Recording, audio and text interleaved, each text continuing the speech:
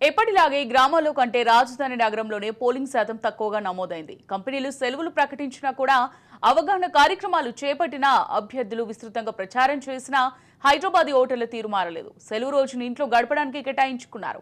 Greater Hyderabad పరిధిలోని హైదరాబాద్, సికింద్రాబాద్, మల్కాజ్గిరి, చేవెళ్ల లోక్సభ నియోజకవర్గాల్లో polling శాతం తక్కువగా నమోదైంది. మరీ ముఖ్యంగా హైదరాబాద్ లోక్సభ స్థానంలో రాష్ట్రంలోనే అత్యల్పంగా ఓటింగ్ శాతం నమోదైంది.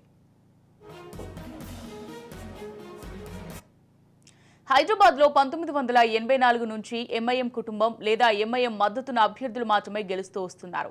2 సార్లు చార్మినార్ ఎమ్మెల్యేగా గెలిచిన ఎంఐఎం చీఫ్ అసదుద్దీన్ ఓవైసీ ఆ తర్వాత 2004 నుంచి వరుసగా 4 సార్లు హైదరాబాద్ ఎంపీగా గెలిచారు. ఈ సిట్టింగ్ ఎంపీ మరోసారి హైదరాబాద్ నుంచి బరిలో దిగగా బీజేపీ నుంచి కొంపెల్లి మాధవీలత ఆయనపై పోటీ చేస్తున్నారు. ఈసారి వీరి మధ్య పోటీ రసవత్తరంగా సాగుతుందని ప్రచారం జోరుగా సాగడంతో పోలింగ్ శాతం పెరుగుతుందని చాలా మంది ఆశించారు.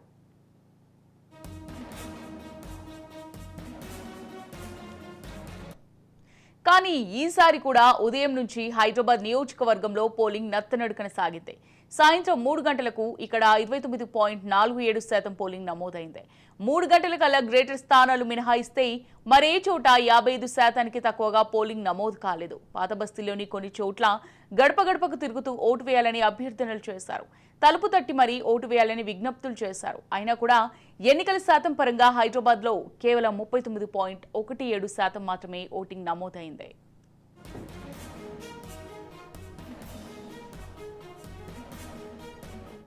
గత పార్లమెంట్ ఎన్నికల్లోనూ హైదరాబాద్ లోక్సభ స్థానంలో పోలింగ్ శాతం తక్కువే నమోదైంది.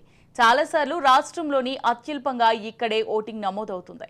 గత 2019 లోక్సభ ఎన్నికల్లో రాష్ట్రంలో మొత్తంగా 62.77% పోలింగ్ శాతం నమోదైతే హైదరాబాద్లో అత్యల్పంగా 44.84% రిపోర్ట్ అయింది. అప్పుడు గరిష్టంగా ఖమ్మంలో 75.3% నమోదైంది. అంతకుముందు 2014 లోక్సభ ఎన్నికల్లో ఉమ్మడి ఏపీలో మొత్తంగా 74.34% పోలింగ్ నమోదవగా హైదరాబాద్లో 53.30% నమోదైంది.